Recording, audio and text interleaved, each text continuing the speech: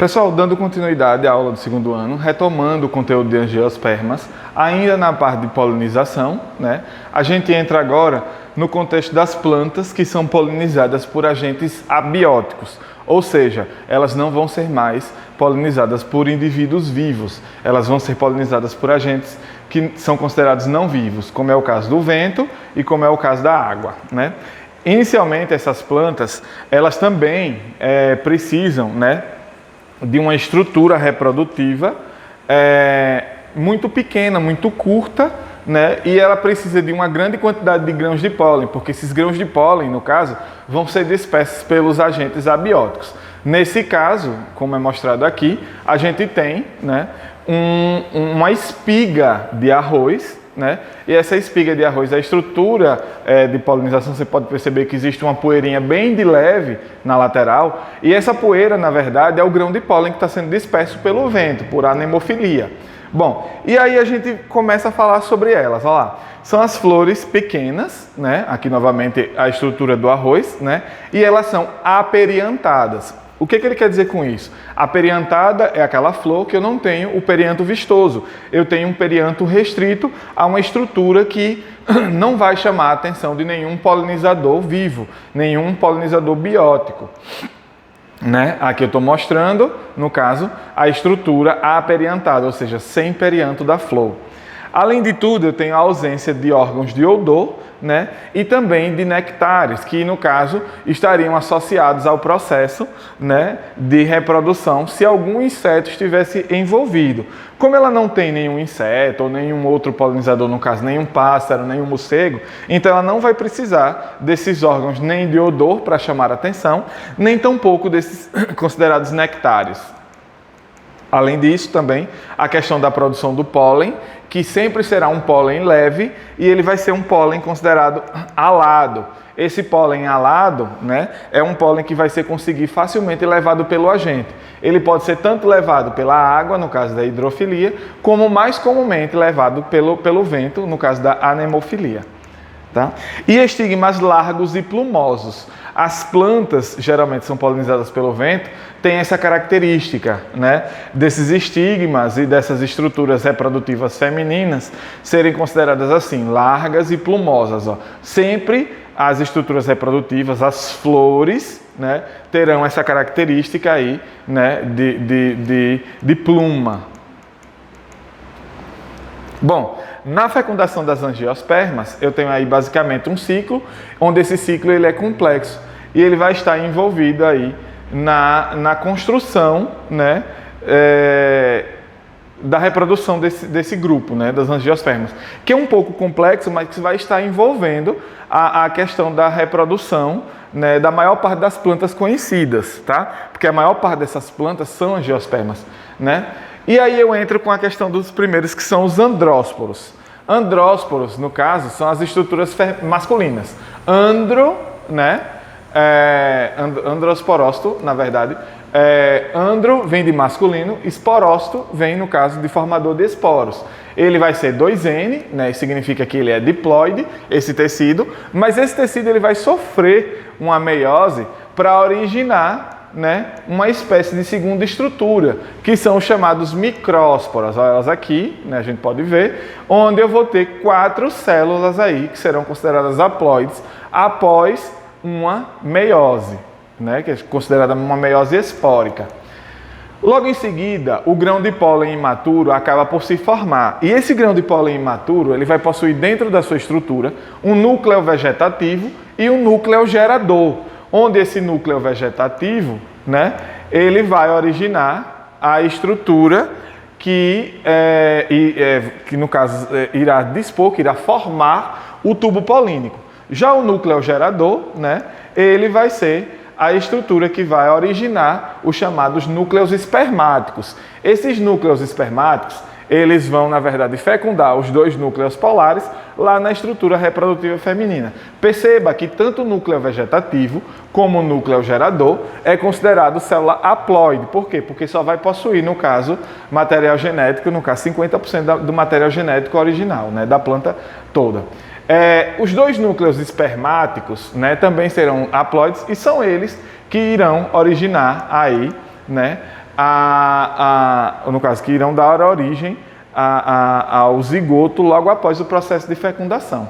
O tubo polínico, ele vai ser formado, né, a partir do momento que essa estrutura, né, do núcleo gerador aqui no grão de pólen, ele se encaixar na região do estigma. Quando isso acontecer, aí sim, esse núcleo vegetativo vai originar a estrutura do tubo polínico, que vai chegar até o saco embrionário, que é a estrutura reprodutiva feminina. Tá? A célula-mãe do megásporo, que no caso 2N, ela vai originar a estrutura feminina de reprodução, né? E essa célula-mãe do megásporo, ela vai ser a célula inicial para a formação do gametófito feminino, onde ela, no caso, irá se dividir em 4 megásporos, né? Também sofrendo meiose espórica, tá? Aí a gente pode ver, no caso na ilustração, mostrando aqui a divisão, e os núcleos sendo divididos, esses 4 megásporas aí, tá? Também, logo em seguida, a gente tem a formação do saco embrionário, que é importante, porque dentro desse saco embrionário, eu vou ter todo o complexo reprodutivo feminino, que vai receber, a partir do tubo polínico, as células masculinas de reprodução. Em seguida, eu tenho, claro, a formação da oosfera, aqui embaixo, né?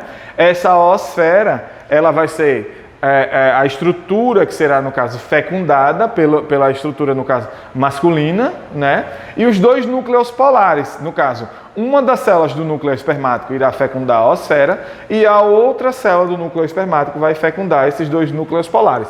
Mas como, né? Eu tenho aqui uma célula N fecundando outra célula N, ou seja, eu vou originar um zigoto 2N. E esses 2 núcleos polares, cada um deles, no caso, é haploide. Então, eles vão se unir, né, os 2 juntos, vão se juntar. E aí, a partir dessa junção dos 2 núcleos polares, eu vou ter a formação de uma célula específica, que vai ser fecundada pelo outro núcleo espermático. E a partir desse processo de fecundação pelo outro núcleo espermático, eu vou ter a formação de um chamado endosperma. E tudo isso eu chamo de dupla fecundação, ou fertilização dupla, que no caso vai ocorrer aqui nesse estágio demonstrado na gravura. Tá?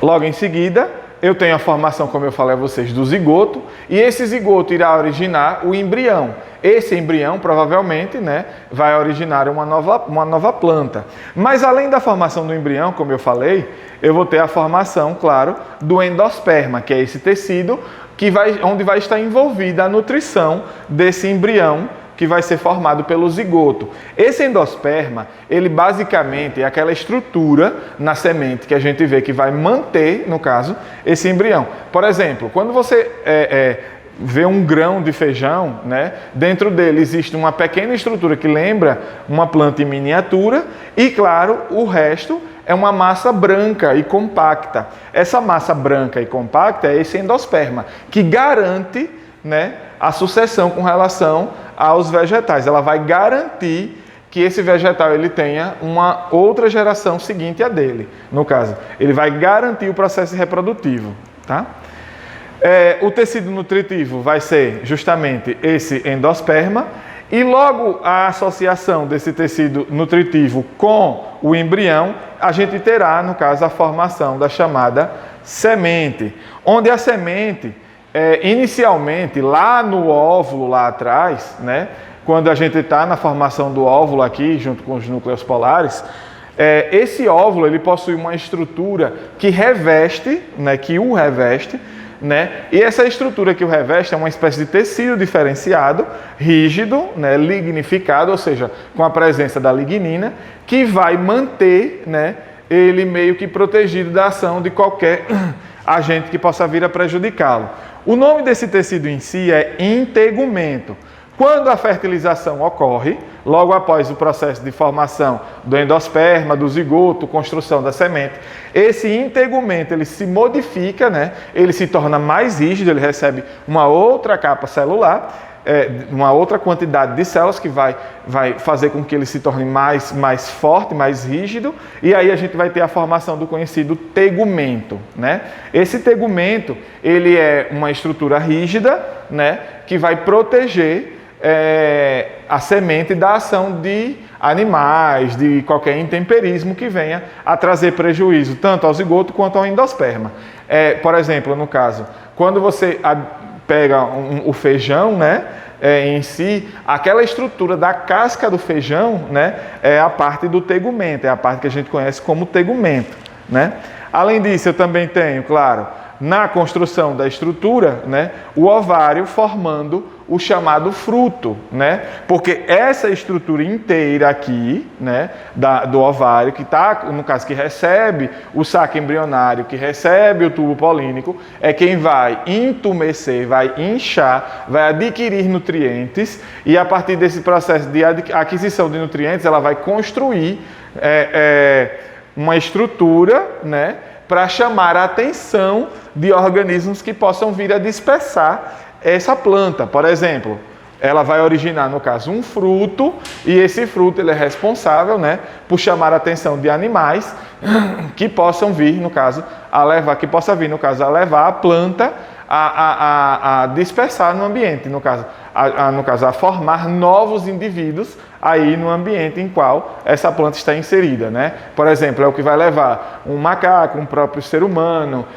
um pássaro, um morcego a se alimentar dessa parte, né, do ovário, que é nutritiva, né, e carregar essa planta para outra área, a semente dessa planta para outras áreas, onde ela possa dar origem a novos indivíduos, né? Aqui a gente também tem um conteúdo que está dentro do contexto da angiosperma, né, que é o processo de fecundação e de autofecundação. Bom, inicialmente falando sobre a autofecundação, eu tenho a autogamia, né, que fala do seguinte: a autogamia é a habilidade que algumas plantas têm de se fecundar, né, e a partir desse processo de fecundação, ela originar um novo indivíduo, né? Essa autogamia, ela geralmente acontece em algumas plantas específicas, como é o caso, por exemplo, da ervilha, do feijão, que são plantas leguminosas, né, que têm essa habilidade de se autofecundar para garantir a próxima geração, tá? Aqui a gente mostra, no exemplo da autopolinização, o grão de pólen saindo da própria antera e fecundando aqui a região do estigma da flor, da própria flor. Isso acontece muito, né, com ervilha. Inclusive, ervilha, feijão, é considerado um modelo, né, de utilização para análise genética, né? Foi o modelo que Mendel utilizou por causa da questão da disposição dessa estrutura reprodutiva masculina e da feminina e do processo, claro, de autopolinização, de autogamia. Olha lá, o grão de pólen, né, ele se desloca da antera e ele vai fecundar a região aí, né, da estrutura feminina, né? A gente também tem um processo conhecido como alogamia, onde ocorre a troca dos gametas, né, entre as plantas, ou seja, ela também é chamada de fecundação cruzada, onde o grão de pólen de uma determinada planta, né, ela vai sair, no caso ela vai se dispersar e chegar até a outra planta, realizando esse processo de fecundação. E aí a gente chama de fecundação cruzada, tá?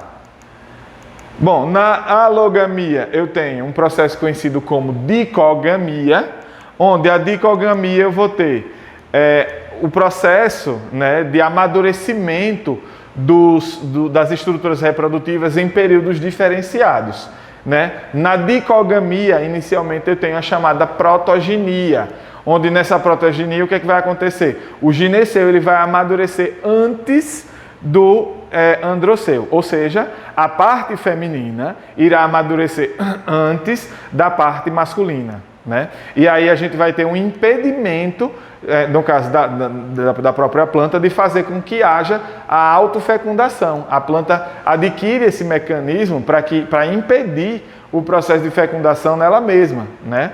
E aí os estigmas acabam se tornando receptivos, mas as anteras acabam não sendo receptivas, tá? Elas acabam estando fechadas e não liberando o grão de pólen.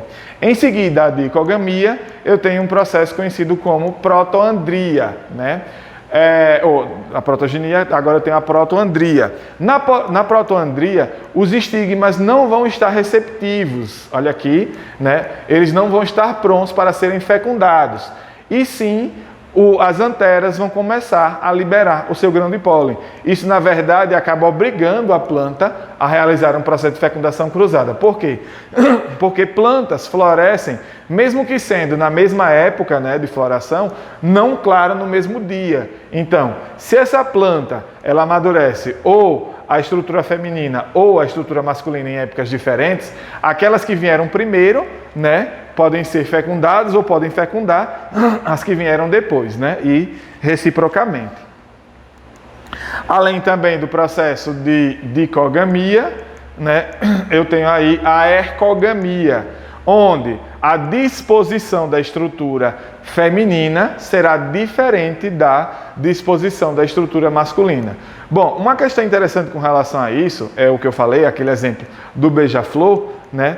Que a planta, isso aqui é uma flor de uma rosa do deserto, onde ela precisa ser rasgada lateralmente, ou seja, o animal precisa colocar o bico nessa área e ele precisa abrir a pétala da flor até a região reprodutiva, onde essa região feminina, que é a parte de baixo, ela vai estar protegida por uma estrutura para impedir que haja a fecundação na região, no caso, pela fecundação na área da masculina. O pólen vai estar inserido aqui e ele só consegue chegar aqui embaixo, na verdade, em outra flor, se o pássaro for lá e fizer, né, a cisão, né, se ele fizer uma abertura lateral na estrutura da flor e conduzir esse grão de pólen que está aqui para outra flor, né, e aí sim a planta, no caso, realizar o processo de fecundação.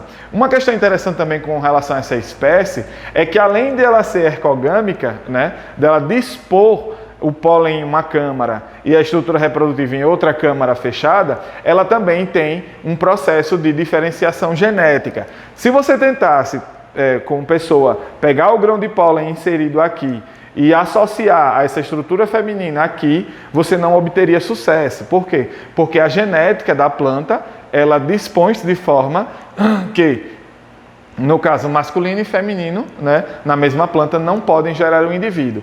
Ele pode até iniciar o processo de formação do tubo polínico e a fecundação ela pode acontecer. Só que no final das contas, a estrutura acaba sendo abortada, né, e a gente acaba não tendo, no caso, acaba não originando uma estrutura, né, do fruto com as sementes em seu interior. Tá? Outro processo também conhecido de fecundação cruzada é a heterostilia, onde eu vou ter a diferença com relação à disposição de anteras e de estigmas. Bom, aqui a gente pode ver uma planta chamada de prímula, onde as anteras vão estar dispostas em áreas diferentes, onde eu tenho a disposição na parte superior ou a disposição na parte inferior. E claro, né, isso será, no caso, uma barreira que vai acabar impedindo o processo também de autofecundação da planta, né?